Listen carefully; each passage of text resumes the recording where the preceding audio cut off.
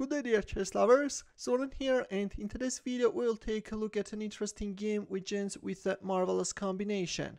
This is a game played between two Soviet chess masters. Mikhail Trosman is playing against Sergej Salov. It was played in 1978 in a Russian village Beltsy.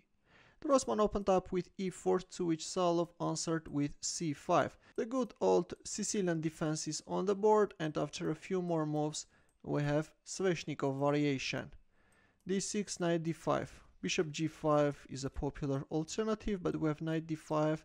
Then an exchange of knights happened and black knight retreats. c3. c4 is an alternative, trying to grab more space, strengthen the central d pawn, but in our game we have c3. Knight f5, queen a4. Usually in here white is playing a4 in order to act against black's queenside expansion, but in our game we have queen a4, and it's not like that with this move white is getting much. Moreover, white is tapping into a pin.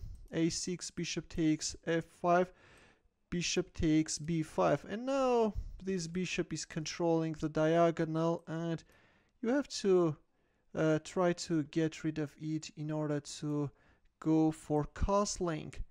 Bishop c2, queen c7, bishop a4, here we have it.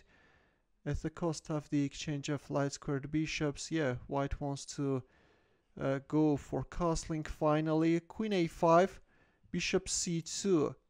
Yeah, they're very strange, you know. First bishop a4 and then bishop c2. Better was going for bishop takes b5. But white probably thought that black would recapture with a queen, thus again keeping the control over the diagonal. So already there are some issues in white's camp, and white decided to get rid of that bishop with the help of a4. Queen goes on f3. Of course, white lost the precious time, and black is just doing great. I would prefer black's position.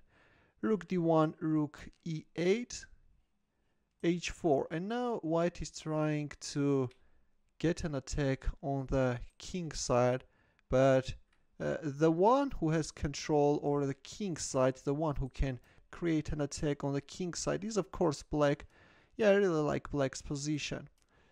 Queen c5, h5, takes, e3, queen d4, e2. Yeah, suddenly this pawn went too far and it's becoming a menace for white. Rook e1, queen takes d4. Now white is getting doubled pawns. f4, h takes g6, f3. Black is pushing hard, you know. Yeah, black goes for a pawn sacrifice. G takes h7, check, king h8, bishop g6. This is already a losing move, and despite the fact that all the time white was wasting time, gave his opponent an initiative, in here he could really equalize with rook a3. If bishop f5, then takes, rook takes f3. And in this case, yeah, this should end in a draw. Then white will win this pawn, rook takes a4. This should end in a draw, but in here we have bishop g6, which is losing. Rook e7, rook g7 is now coming. Yeah, you can't win this pawn anyways, rook g7 will win. White played bishop h5. But anyways, yeah, rook g7 is on the board. g3. In case of bishop takes f3, it's clear black has rook takes f3. And after g3, it may seem that white managed to solve all the problems, but it's not true.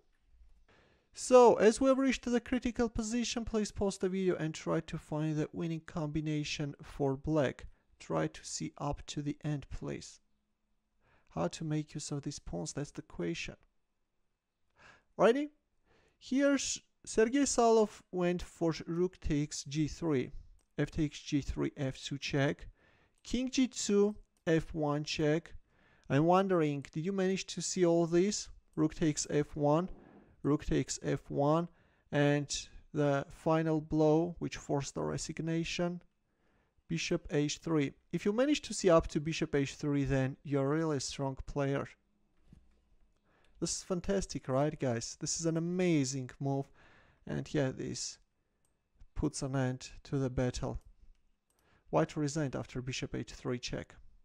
There was a nice combination by Salov, of course. I really liked it, probably as well as you. Feel free to share with your friends as well. And in the end, a chess puzzle where the task is to win with the white pieces. We'll wait for your answer in the comment section.